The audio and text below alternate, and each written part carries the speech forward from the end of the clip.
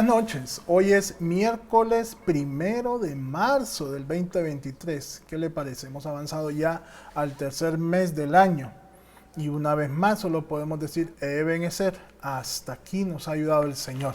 ¿Me dice amén ahí donde está? Amén. Es un gozo siempre compartir la palabra del Señor con cada uno de los hermanos. Nos encanta hacerlo de manera presencial, pero el Señor también nos ha provisto este recurso de los miércoles de perspectiva bíblica para llegar a aquellos lugares a través de las redes sociales donde presencialmente no se puede por razones obvias, de espacio, de distancia.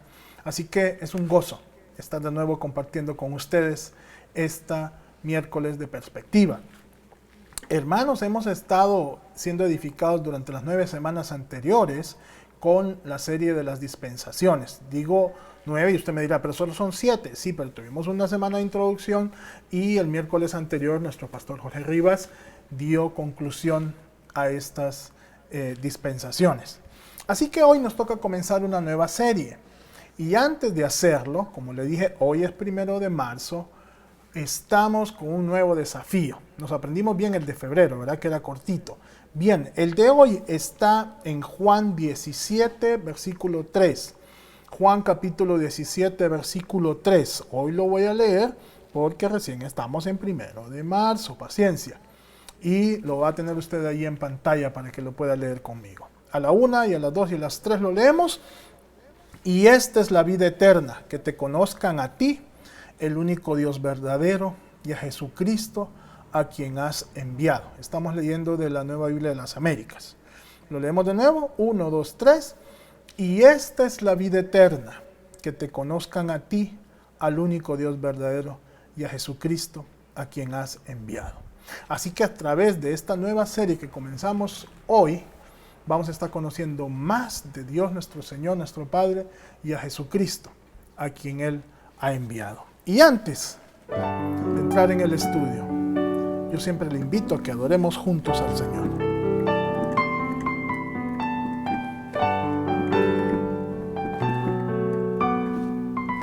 Vamos a reconocer el sacrificio de Jesús en la cruz por nosotros. Y le daremos honra, gloria, en gratitud por ese sacrificio.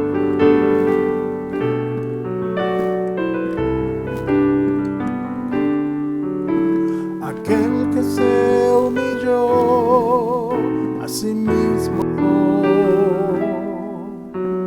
y entregó su vida en expiación por mí, despreciado entre los hombres, siendo aún el rey, el castigo de mi paz fue sobre él.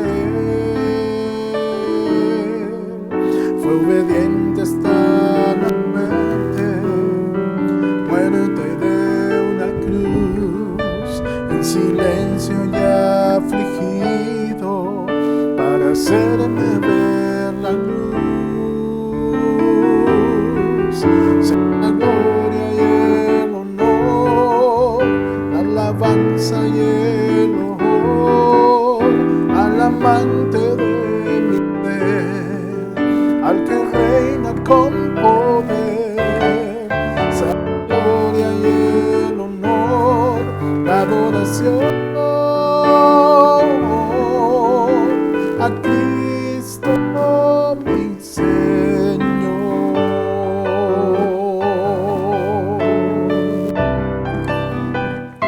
Toda honra, gloria es para ti, Jesús.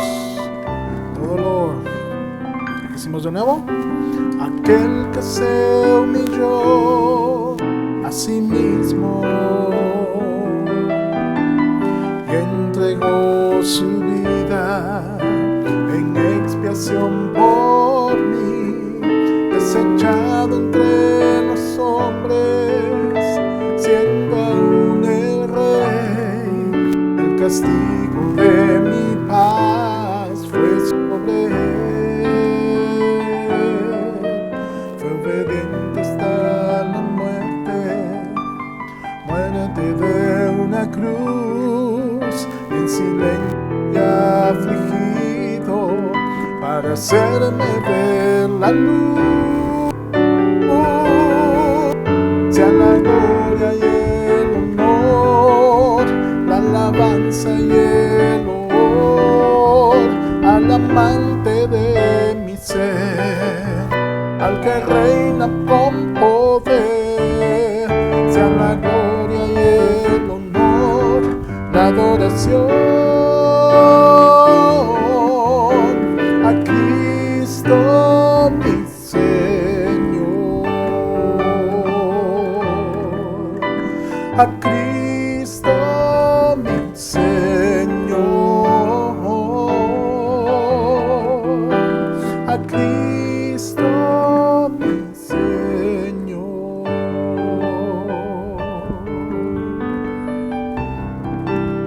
Toda honra, gloria y honor es para ti, Jesús. Estamos en esta noche dispuestos a que nos hables a través de tu palabra. Háblanos, Señor. Que este tema sea de edificación para nuestra alma, nuestro espíritu. Y que seamos, Señor, testigos de tu palabra y voceros de ella. Gracias, Jesús. Amén. Qué bueno es alabar al Señor, ¿verdad? Amén. Es hora de entrar al estudio de su palabra. Los que estuvieron con nosotros presencialmente el domingo o siguieron la transmisión por las diferentes redes sociales saben cuál es la serie que estaremos comenzando en esta noche. Es la serie de las 7 palabras de Jesús. En el momento que Jesús está en la cruz, derramando su sangre por nosotros, Él expresó 7 frases comúnmente conocidas como las 7 palabras, y vamos a ir estudiando estas próximas 7 semanas, 8, cada una de ellas. Aprovechando también que estamos cercanos ya al tiempo en que celebramos comúnmente conocida como la Semana Santa o la Semana Mayor, así que qué momento más oportuno para que vayamos estudiando esta serie. Yo le invito desde ahora que no se pierda ningún miércoles por la plataforma de YouTube 7 de la noche, que puede usted sintonizarlo. Si no tiene la oportunidad, ahí está el video disponible para que posteriormente usted pueda verlo. Comenzaremos hoy con una introducción y posteriormente cada semana estaremos viendo una de estas frases o palabras. Déjeme comenzar diciéndole que las 7 palabras del Señor Jesús no surgen como una respuesta directa a preguntas que se le hicieron. Si usted recordará, en la lectura de los evangelios se manifiesta cuando Pilato quiere interrogar a Jesús, Herodes quiere interrogar a Jesús y dice que él no abrió su boca. ¿Sí? La palabra dice que como cordero fue llevado al matadero y él no abrió su boca. O sea que no son palabras dadas por las circunstancias en que estaba pasando Jesús. Y me interesa mucho, estoy muy interesado en que podamos enfatizar en esta, hoy ando un poco corto de palabras e ideas, me van a disculpar, en esta situación en particular, porque si las palabras de Jesús hubieran sido provocadas por un interrogatorio directo, entonces eran en respuesta de, como reflejo de, ¿sí? Sin embargo, sus palabras expresadas son producto del cumplimiento de las profecías, producto del dolor de la carga del pecado que estaba llevando por nosotros, producto de las enseñanzas que aún en sus últimas horas de vida terrenal Él quería dejar para nosotros. Entonces, aclarando esto,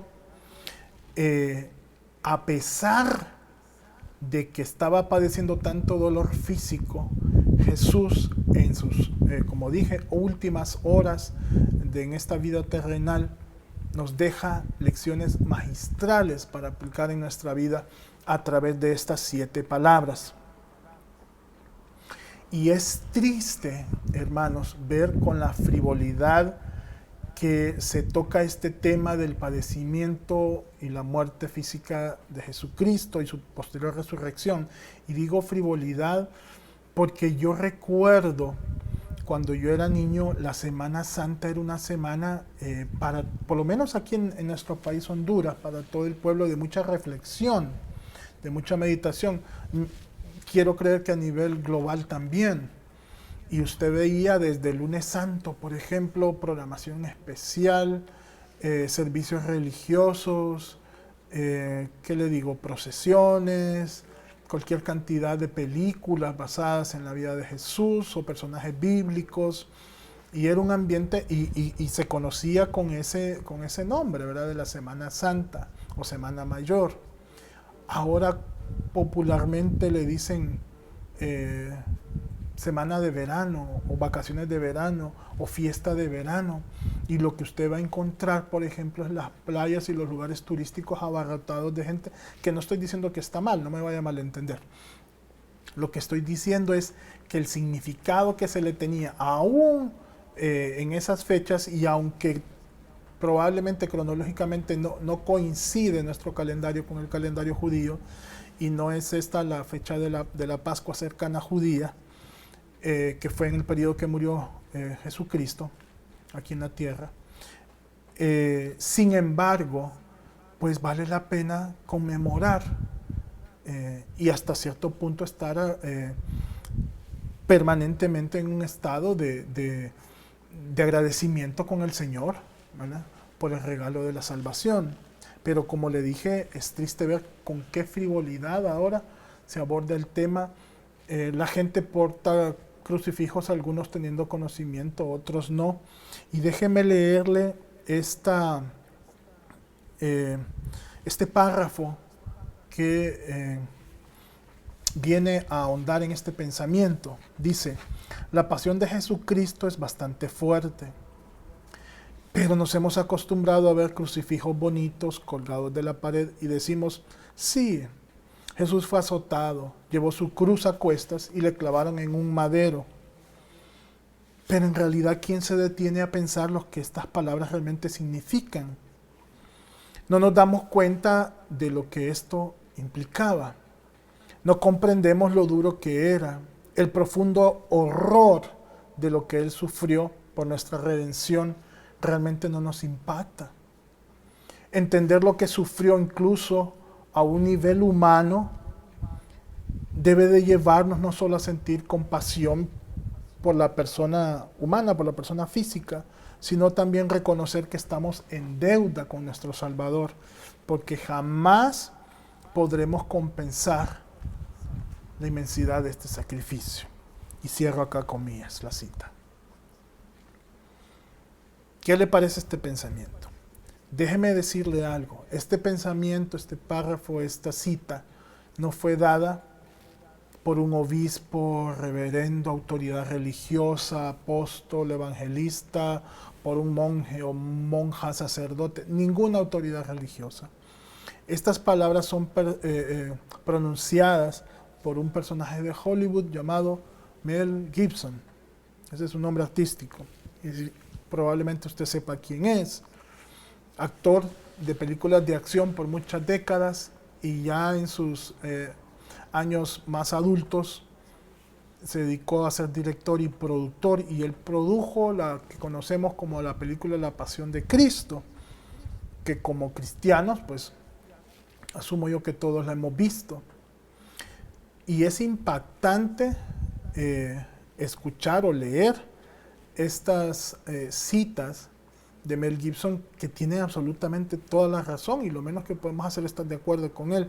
Cómo se ha llevado con frivolidad cada uno de los elementos de la pasión y muerte, crucifixión, muerte y resurrección de Cristo, a tal grado que es considerado ahora como un entretenimiento más.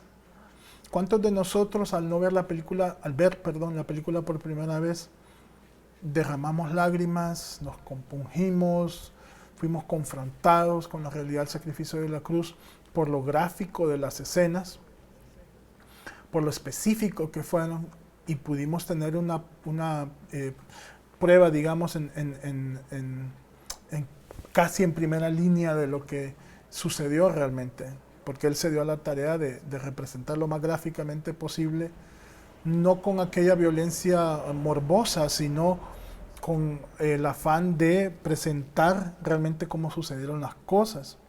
Y le digo yo que es triste ver que, no recuerdo el año de la producción, a lo mejor me faltó buscar en eso, pero no habrá sido que unos 10, 15 años a lo sumo. Y como año a año, una vez que vemos la película, como que ya no nos hace el mismo impacto que antes tal vez, o incluso, ahí está la película otra vez, sí, la voy a ver desde el principio mejor, y cambiamos de canal, o simplemente hay gente que la verá como quien ve cualquier otra película de ciencia ficción. Y ha pasado entonces de ser el sacrificio de Cristo una verdad viviente, aún para nosotros los que nos llamamos cristianos, seguidores de Cristo, a simplemente un entretenimiento. ¿Y cómo somos los seres humanos que nos puede inquietar, por ejemplo, aquí en Honduras no tenemos la pena de muerte instituida como tal, pero hay otros países como por ejemplo los Estados Unidos, donde muchos estados, porque los estados son independientes en sus leyes, autónomos prácticamente, en muchos estados la pena de muerte sigue vigente y se han hecho tantas películas biográficas, algunas apegadas a hechos reales, de criminales condenados a muerte cuando están, por ejemplo, le llaman la milla verde o el pabellón de la muerte, que consiste en un lugar donde pasan sus últimos días y horas antes de ser ejecutados según las leyes de ese estado, ¿verdad? Unos con inyección letal, en otro tiempo fue silla eléctrica, incluso en tiempos antiguos la horca, en fin. Y el ser humano se caracteriza por tener esa curiosidad hasta cierto punto, como le dije, morbosa, de saber con detalle aún los últimos días o el desenlace de estas personas como asesinos en serie, violadores, criminales de alta, digamos, peligrosidad, que al Estado no le queda más remedio que condenarlos a muerte para que paguen de esa manera sus crímenes cometidos. Y hay gente que le despierta curiosidad de esto y ve reportajes, biografías, documentales o películas mismas basados en estas últimas horas. Muchos de ellos llegan al punto del arrepentimiento, será por temor o por que le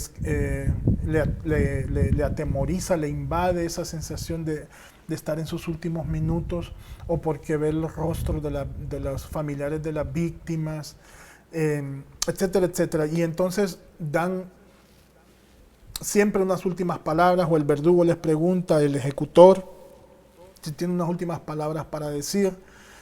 Y algunos, como les dije, expresan palabras de arrepentimiento, piden perdón, otros dicen que no sienten ningún tipo de remordimiento, que se van tranquilos, otros dicen que no lo volverían a hacer jamás, otros dicen, etcétera, etcétera. Nos produce también indignación el ver, por ejemplo, masacres o fusilamientos de personas que son contrarias al pensamiento de los líderes de los países. Lo hemos visto por décadas en Latinoamérica, lo seguimos viendo en países de África o Asia, donde todos los que están en contra del régimen actual que está gobernando simplemente son ejecutados, y eso nos causa mucha indignación, como la diferencia de pensamiento, la libertad de pensamiento ha sido coartada, y so pena de muerte todos tienen que pensar como el líder civil, militar o religioso de esa región. Nuestro pastor Jorge, por ejemplo, trabaja en una organización que se dedica a dar refugio a los mártires del Evangelio. Y en todos los países del mundo donde tienen ellos representación, es triste escuchar, saber noticias de personas que por defender el Evangelio, por profesar simplemente el Evangelio de Cristo, están siendo ejecutadas, sus familias perseguidas, sus propiedades o casas quemadas, en fin, y no les queda más remedio que convertirse en refugiados en pleno siglo XXI. Así que todas estas situaciones de muerte, como le dije, algunas merecidas, otras inmerecidas, nos llegamos a identificar hasta cierto punto y tenemos compasión de estas personas. Sin embargo, ¿qué pasa entonces con la muerte de Cristo? Aquel que, siendo inocente, decidió morir por llevar nuestros pecados. A veces, como dije, lo tomamos como algo tan simple, tan frívolo, o que de todas maneras lo iba a hacer. Y nosotros no llegamos a comprender en la magnitud total de lo que significa el sacrificio de Cristo. ¿Por qué estoy haciendo todo este preámbulo, toda esta introducción? Porque quiero que estemos en el contexto correcto al momento de estudiar cada una de las palabras que el Señor expresó. Continuando con esta misma línea, a veces somos curiosos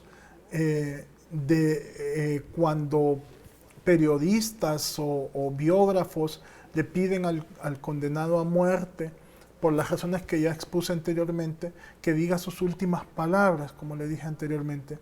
Y esta costumbre no viene de ahora, eso viene desde el tiempo del Imperio griego. Por ejemplo, cuando iban a ejecutarlos, ya sea líderes políticos, militares o religiosos que estaban siendo ejecutados en ese momento, proferían sus últimas palabras.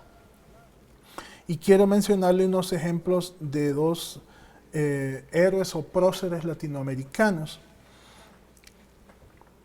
A veces ellos querían condensar su causa o su estilo de vida en una frase, en una palabra, que se convierte en un pensamiento célebre y que sus seguidores adoptan como un dogma, una doctrina posteriormente.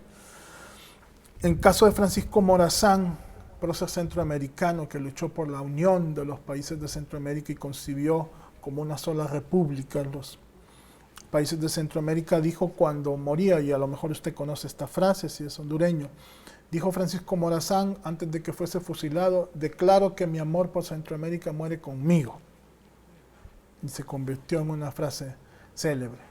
Y dice que cuando le hicieron los primeros disparos y cayó a tierra, dijo: todavía estoy vivo. Y le volvieron a disparar. Simón Bolívar, sus últimas palabras o parte de sus últimas palabras fueron: mis votos son por la felicidad de la patria. Si mi muerte contribuye para que cesen los partidos y se consolide la unión, yo bajaré tranquilo al sepulcro. Y como le dije, frases como estas, y encontré, hermanos, muchísimas de personas de todo rango, desde, como le dije, próceres políticos, hasta los ateos más recalcitrantes, cuando le llevaban un sacerdote o un representante religioso para ver si estas personas se arrepentían de su vida pecaminosa, salían con unas frases de lo más irónicas o queriendo ser graciosos aún hasta en el momento de su muerte. En fin, usted puede encontrar cualquier cantidad de pensamientos y de últimas palabras. Hablando de estos, como le dije, seguidores de estos próceres han tomado esas palabras como bandera, y aún podemos nosotros ver en los países de Latinoamérica, por ejemplo, como los pensamientos de estos libertadores y próceres están en las paredes, en los murales, en la documentación de los gobiernos, hasta en los billetes, ¿sí? Y se toman como frases inmortales. Para nosotros, trayéndolo a nuestro tema, como cristianos, como hijos de Dios, como discípulos de Cristo, debería ser sumamente vital el hecho de que nosotros apreciemos el valor de las palabras, últimas palabras de Cristo en la tierra. Aquellas 7 palabras pronunciadas desde la cátedra de la cruz son la definición magistral del ministerio de Jesucristo. Cada una de ellas encierra una verdad tan profunda que al estudiarlas nos vamos a dar cuenta de todo lo que podemos aprender, la riqueza espiritual, moral, que tiene cada una de estas frases o palabras dadas por el Señor Jesucristo. En ellas, Cristo está prácticamente condensando, como quien escribe las conclusiones de un estudio, de un libro, como quien da un resumen, en este caso Cristo, de su ministerio terrenal de 3 años, del plan de salvación, de lo que Él espera de su pueblo, de sus hijos, de la relación con el Padre. Y todo esto para que quedase plasmado en los evangelios y que en pleno siglo XXI, 2100 años después, nosotros lo estemos leyendo, estudiando y sacándole esa riqueza edificante para nosotros. Ya vamos a entrar un poco más en leer pasajes. Yo sé que la introducción me he estado bastante tiempo, pero como dije, quería poner una base suficientemente amplia para que estemos en contexto de lo que estamos estudiando. La muerte, la pasión, la crucifixión de Cristo e incluso las palabras que Él dijo, las frases, estas últimas 7, todo eso está profetizado en los escritos del Antiguo Testamento. Y aunque muchas profecías se cumplieron a cabalidad, o todas las profecías, perdón, pero quería decir que muchas se cumplieron en un lapso solo de una semana, de la semana de la pasión de Cristo, el hecho de que Dios tenía en su plan de redención el que su Hijo padeciera, muriera por nosotros, no exime a las personas que participaron de tal hecho. Lo voy a replantear. Porque cualquiera diría que estas personas, me refiero a Pilato, los soldados, los fariseos, saduceos, todos los líderes religiosos, estaban cumpliendo la voluntad de Dios. Pero no lo hicieron en obediencia a Dios. Es diferente. Como dije, Dios tenía trazado un plan de redención, y si no hubiera sido a través de ellos, hubiesen sido probablemente otras personas quienes hubiesen crucificado a Cristo. Si hubiese sido otro imperio en lugar del imperio romano el que estaba reinando en ese entonces los del otro imperio hubiesen crucificado a Cristo. La muerte iba a ser muerte de cruz, porque era la muerte que estaba estipulada para esa época. Pero, como dije, el hecho de que estaba dentro del plan de Dios no exime de responsabilidad a cada uno de los participantes, de los que dieron latigazos, de los que escupieron, de los que repartieron ropa, de los que le clavaron en la cruz, del que le enterró la lanza, de los que dieron el dinero a Judas Iscariote, de este que besó al maestro y le entregó por medio de este beso, de todos los que le negaron, etcétera, etcétera. La responsabilidad de cada uno en esto está plasmada. Ahora, todos y cada uno de ellos tuvieron oportunidad de arrepentirse, como cuando los soldados escuchan la última exclamación de Cristo y dicen, realmente este era Hijo de Dios. Como cuando Pedro llora amargamente. Compartí ese mensaje hace un par de semanas, ¿recuerda? Culpa o remordimiento versus arrepentimiento. Pedro arrepentido por haber negado a Jesús, que es el mismo pecado, hermanos, negarle, que traicionarle y entregarle, que clavarle, que lanzarle la espada, que escupirle, es el mismo pecado. Delante de Dios, pecado es pecado. Simón Pedro se arrepiente, Judas se suicida por la culpa. Todos estos personajes tuvieron oportunidad, como dije, de mostrar arrepentimiento. Y lo más admirable de toda esta situación es que Jesucristo, lejos de condenarlos porque pudo haberlo hecho siendo el Hijo de Dios, tenía toda la autoridad siendo Dios mismo, y en la situación en que estaba, porque estaban colgando al Hijo de Dios. Tenía toda la autoridad en el cielo y en la tierra para condenar a cada uno de estos. Y sin embargo, él dice en el Salmo 22.1, que le voy a invitar a que si lo tiene ahí lo busque, si no, se lo van a mostrar acá en pantalla. ¿Por qué mencionó el Salmo 22.1? Porque como le dije, cada una de estas cosas estaba siendo cumplidas, cada profecía estaba siendo cumplida en la vida, en el ministerio y hasta en la muerte de Cristo. Mire cómo se expresa el salmista y dice en el 22.1, Dios mío, ¿por qué me has desamparado? ¿Por qué estás tan lejos de mi salvación y de las palabras de mi clamor?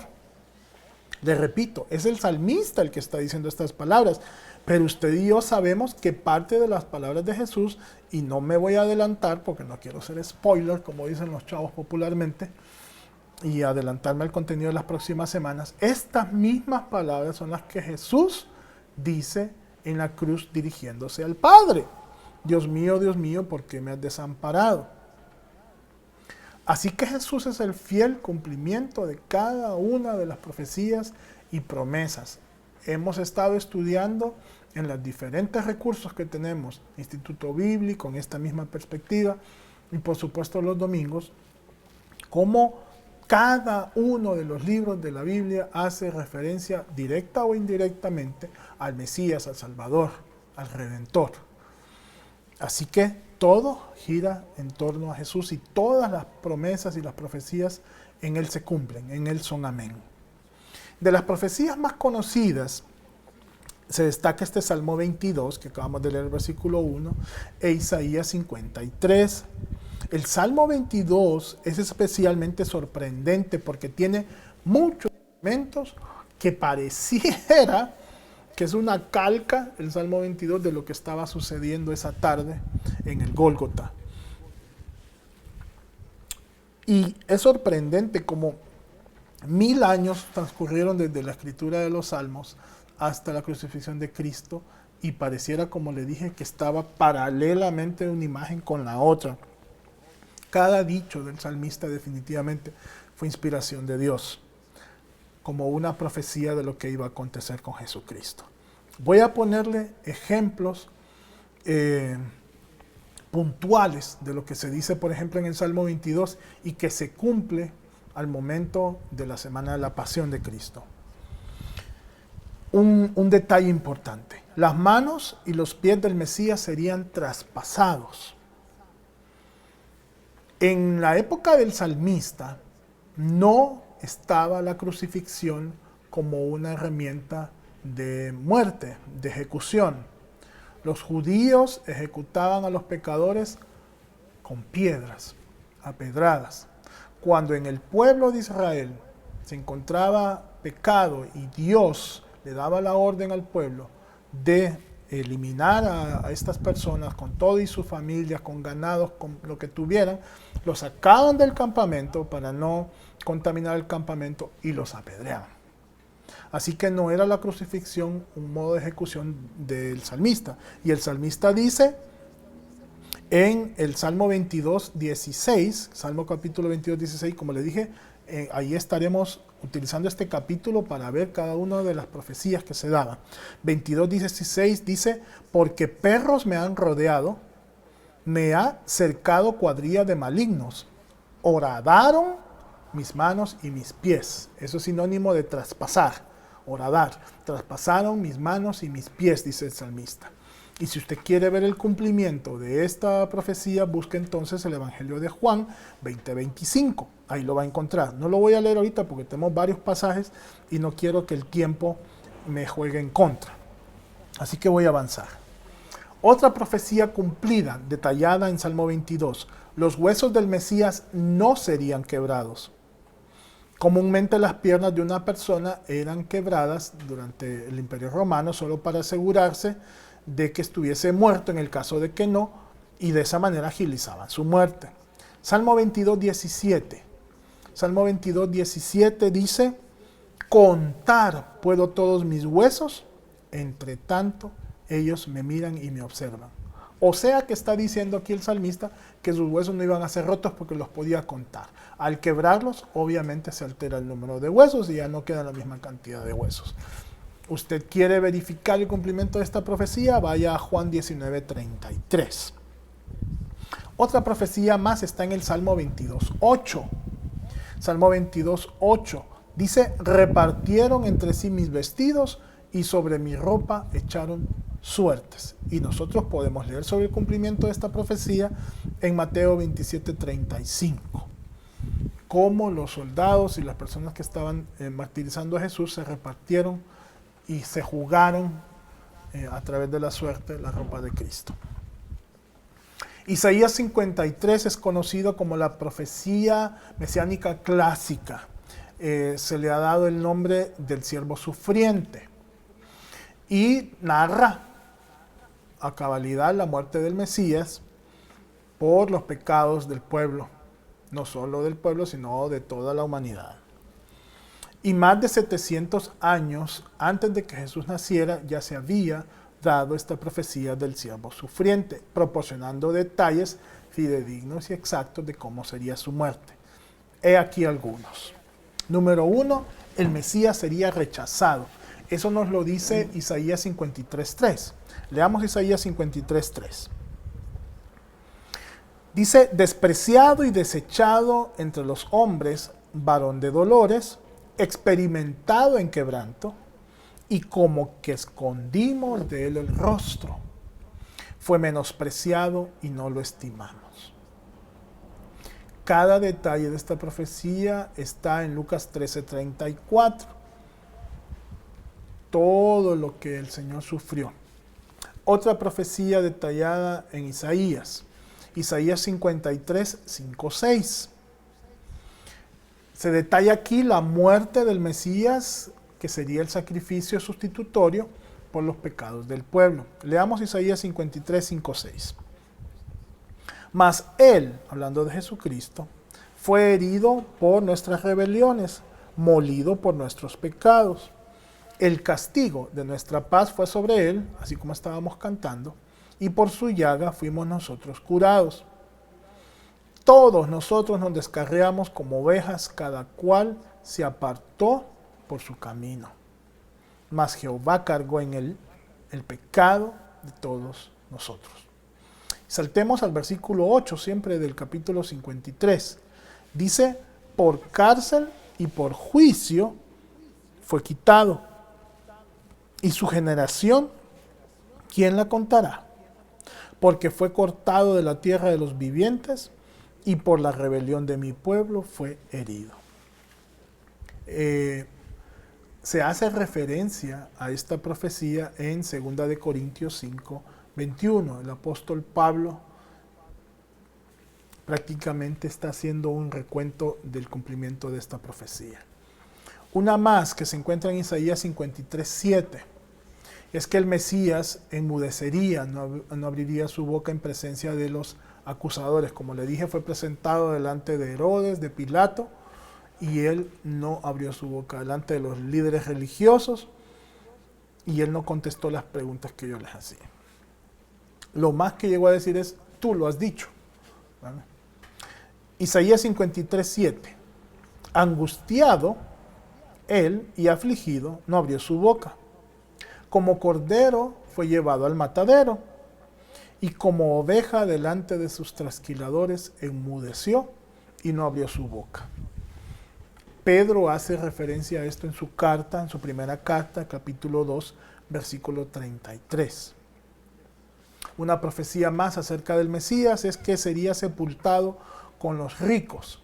Lo leemos en Isaías 53:9. Mire, todo el capítulo prácticamente habla sobre el Mesías. 53:9 dice: y se dispuso con los impíos su sepultura, mas con los ricos fue en su muerte, aunque nunca hizo maldad, ni hubo engaño en su boca. Podemos leer en Mateo 27, 57, 60 el cumplimiento de esta profecía, cuando José de Arimatea ofrece su cueva para que sea enterrado ahí el cuerpo físico del Señor Jesús. Una profecía más está en Isaías 53:12. y es que el Mesías estaría con pecadores en el momento de su muerte. Isaías 53:12. Por tanto, yo le daré parte con los grandes y con los fuertes repartirá despojos, por cuanto derramó su vida hasta la muerte y fue contado con los pecadores, habiendo él llevado el pecado de muchos y orado por los transgresores. Y el cumplimiento de esto se encuentra en Marcos 15:27. Dice que fue contado con los pecadores. Estaba siendo condenado como un pecador, como un malhechor, y le pusieron uno a cada lado. Así que después de profetizar que el siervo sufriente de Dios sufriría por los pecados de su pueblo, el profeta Isaías dice que entonces él sería cortado de la tierra de los vivientes. Pero luego el mismo Isaías, hermanos, declara que el Mesías verá linaje y que Dios el Padre prolongará sus días. Esto usted puede leerlo en Isaías 53, versículo 5, versículo 8 y versículo 10, que no lo tenemos acá. El que sí tenemos es Isaías 53:11. Dice, verá el fruto de la aflicción de su alma y quedará satisfecho. ¿Esto de qué nos está hablando? De la promesa de la resurrección de Cristo. El fruto de la aflicción de su alma y quedará satisfecho. Y ojalá, abro paréntesis acá, que el Señor esté satisfecho con el fruto que representamos nosotros. Todas las almas que han venido a los pies de Cristo y que han aceptado el sacrificio de Cristo por ellos y que le han pedido que entre, los que hemos pedido que entre en nuestro corazón y que more en nosotros y que estamos comunicando ese mismo evangelio a otros. Así que cada aspecto de la vida, de la muerte y de la resurrección de Cristo había sido profetizado 1000 años o más atrás, mucho antes de que cada uno de estos eventos hubiese sido revelado en la línea del tiempo, en la historia de la humanidad misma. Así que no nos extrañemos que el mismo Mesías Jesucristo le dijera a los líderes religiosos, como se lee en Juan 5:39. ¿Cómo era posible que estos líderes religiosos, creyendo ser la gran eminencia, fuesen desconocedores o fuesen ignorantes de las Escrituras? Miren lo que les dice Jesús, Juan 5:39. Escudriñad las Escrituras, porque a vosotros os parece que en ella tenéis la vida eterna, y ellas dan testimonio de mí. Así que ellos que se creían tan seguidores de los mandamientos, tan seguidores de la ley, Jesucristo les dice, si tan doctos son, si tan iluminados se creen, ¿cómo es que no pueden ver que yo soy el Mesías? Escudriñen, examinen, exploren, estudien las Escrituras, porque cada una de ellas da testimonio de mí, y lo estamos nosotros ahorita verificando con la lectura de todas estas promesas. Mire qué maravilloso es que 50 días después de la muerte de Cristo, cuando Él profiere esas 7 palabras, esas 7 frases, Pedro está parado. Sí, aquel Pedro que había negado que conocía a Jesús y que huyó y que lloró amargamente y que el Señor redarguye después, como estudiamos, le dije yo hace un par de semanas en el mensaje dominical. Este Pedro es el que está parado frente al pueblo. Y oiga lo que les dice en Hechos 3, versículos 15 al 17. Hechos 3, 15 al 17 se lee así. Es Pedro hablando. Y matasteis al autor de la vida, a quien Dios ha resucitado de los muertos, de lo cual nosotros somos testigos. Y por la fe en su nombre, a este que vosotros veis y conocéis, le ha confirmado su nombre. Y la fe que es por él ha dado a esta completa sanidad en presencia de todos vosotros. Mas ahora, hermanos, sé que por ignorancia lo habéis hecho, como también vuestros gobernantes. Pedro les dice, Dios no los condena. Ustedes mismos se están condenando por lo que hicieron, pero tienen una solución, al igual que la tomamos nosotros. Y lo hicieron por ignorancia. Todavía les añade esto. ¿Cuál es la solución? Reconozcan que pecaron y que por sus pecados murió Cristo y que Cristo puede limpiarles y lavarles. ¿Sabe qué sucedió después de este sermón de Pedro? Se convirtieron como 5,000 judíos, dice el capítulo 4, versículo 4 de Hechos, que no lo tenemos acá, pero usted lo puede ahí leer con más tiempo. Así que estos mismos que habían crucificado a Jesús tuvieron la oportunidad de escuchar el Evangelio y arrepentirse de sus pecados. ¿Se acuerda que le dije hace unos minutos atrás que no los eximía el hecho de que estaban cumpliendo la profecía, el hecho de ser culpables de la muerte de Cristo? Pues ahora tienen la oportunidad, Dios les brinda la oportunidad a través de los apóstoles que están predicando acá, de llegar al arrepentimiento. Qué lindo es el Señor, ¿verdad? Cómo nos da oportunidad tras oportunidad de que enderecemos nuestra vida y que le entreguemos cada una de las áreas de nuestra vida a Él.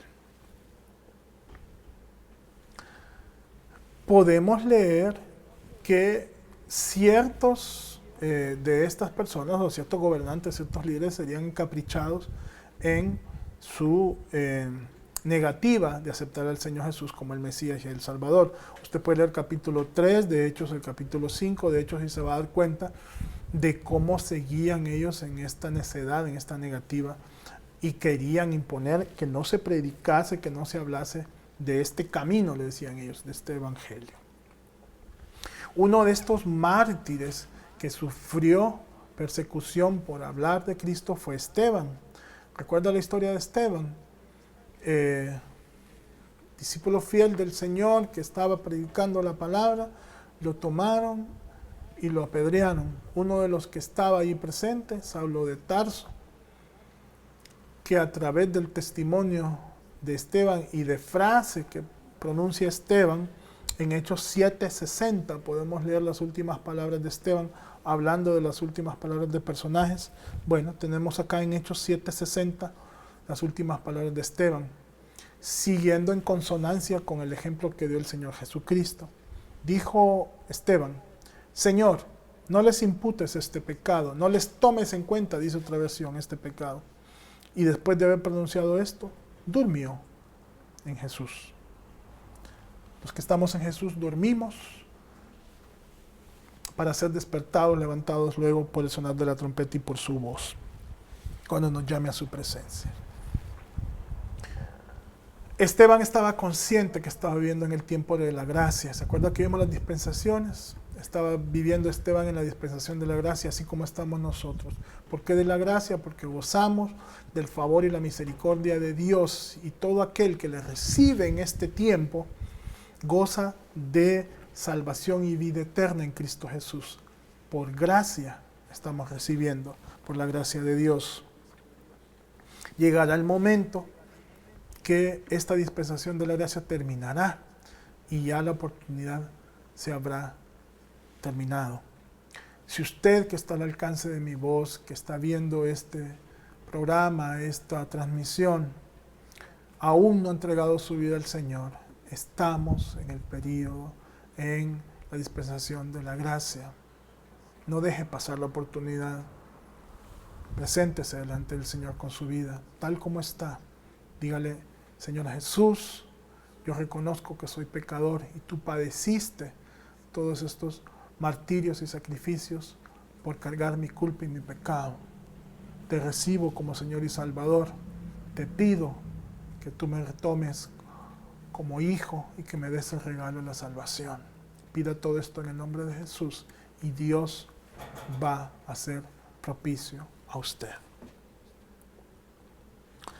Tengo unos minutos más para avanzar un poco. Lamentablemente no voy a lograr cubrir todo el material. Sin embargo, como le dije, solo era a manera introductoria para que podamos estudiar la primera palabra ya el próximo miércoles. Para ir entonces más o menos dando una conclusión, déjeme contarle. La profecía de Cristo también incluía el hecho de que el pueblo se inclinara a favor del criminal Barrabás. ¿Recuerda Barrabás? Leemos sobre esto en Mateo 27:16 y en Marcos 15:7. Vamos a leer Marcos 15:7. Usted puede leer luego Mateo 27:16. Marcos 15:7 dice, y había uno que se llamaba Barrabás, preso con sus compañeros de motín, que había cometido homicidio en una revuelta.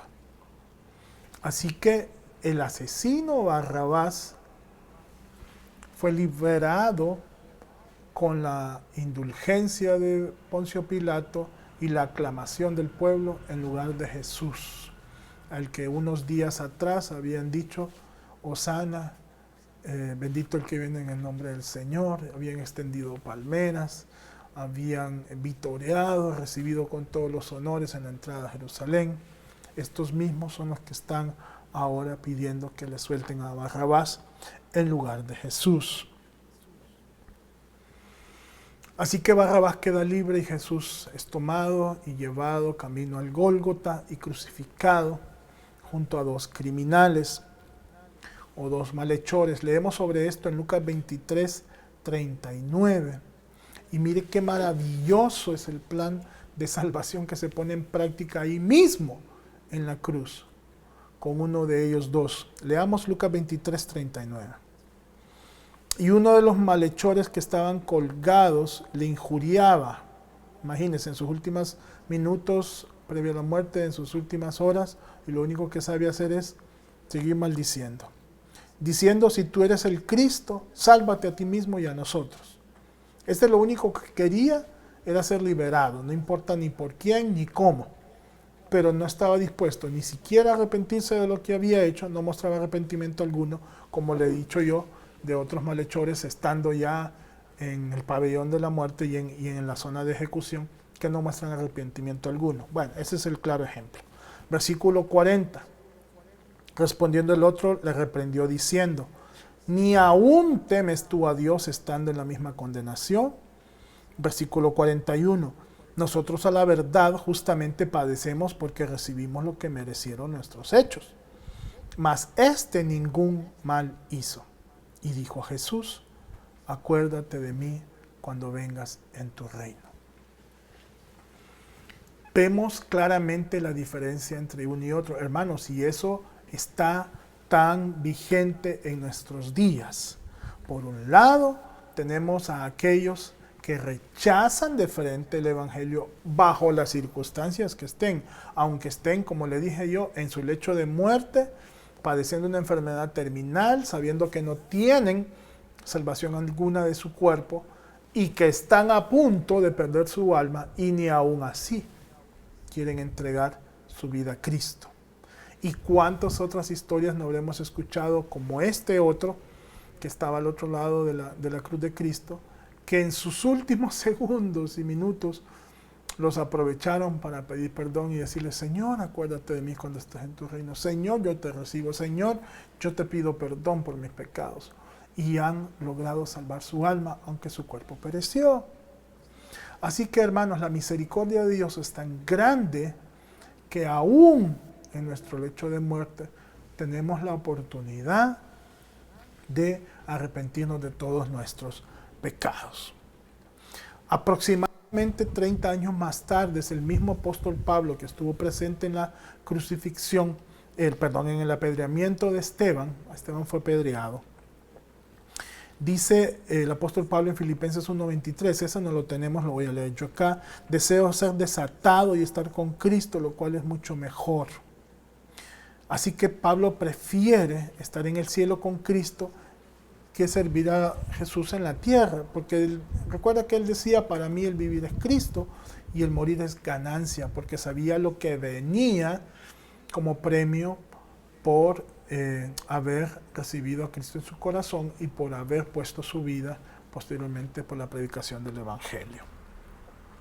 Así que más tarde, cuando Pablo llega al paraíso, rinde homenaje, honor y gloria a aquel que se humilló hasta la muerte y muerte de cruz. Entonces tenemos el ejemplo del ladrón, hermanos, en la cruz, de que Dios en su misericordia nos da oportunidad de acercarnos confiadamente al trono de su gracia para encontrar misericordia para el oportuno socorro. Yo le voy a pedir que cierre sus ojos ahí donde está. Vamos a cerrar este tiempo dándole gracias al Señor una vez más por su sacrificio en la cruz.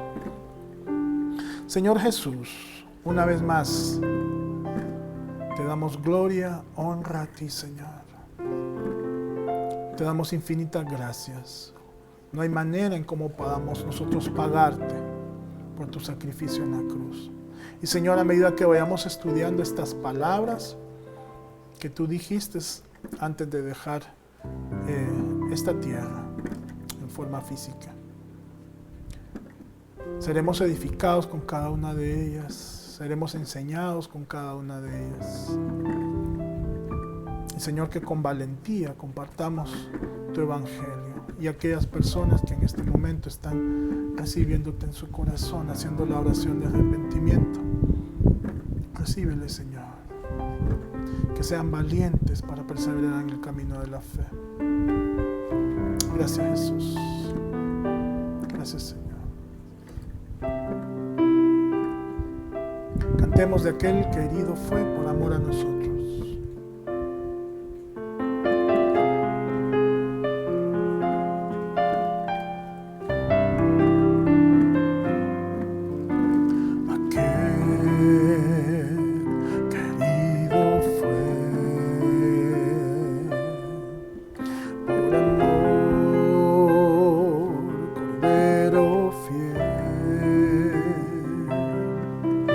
Se despojó y se derramó al que me compró y quien me libertó. Aquel querido fue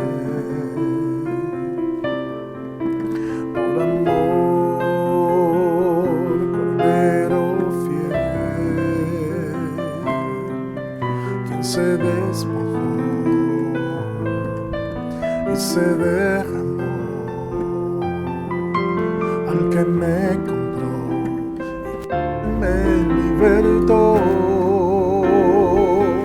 Hoy te doy gloria a ti, te doy la honra a ti, me doy entero a ti, amándote en verdad. Hoy te doy gloria a ti, te doy la honra a ti, me doy entero a ti, amándote en verdad, mi Señor.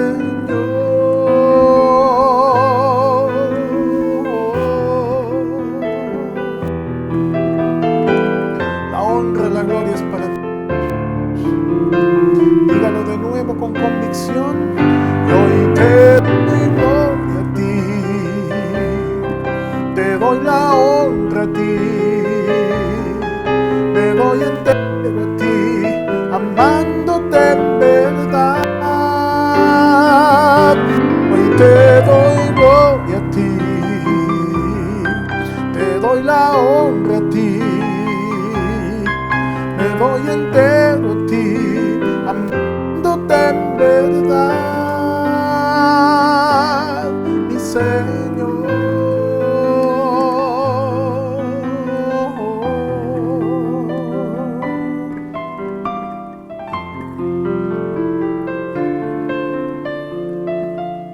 La honra y la gloria es para ti, Jesús.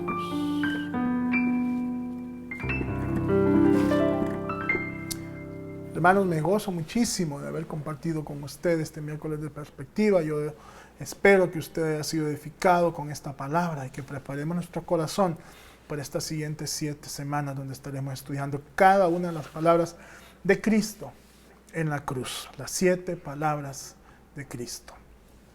Mi deseo para lo que resta de esta semana y mi oración es que vivamos cada día conforme a la voluntad de Dios y que cada día seamos agradecidos con Cristo Jesús por su sacrificio por nosotros. Le esperamos en cada uno de los recursos que tenemos diseñados, preparados para su edificación. Dios le bendiga en esta semana. Dios le guarde.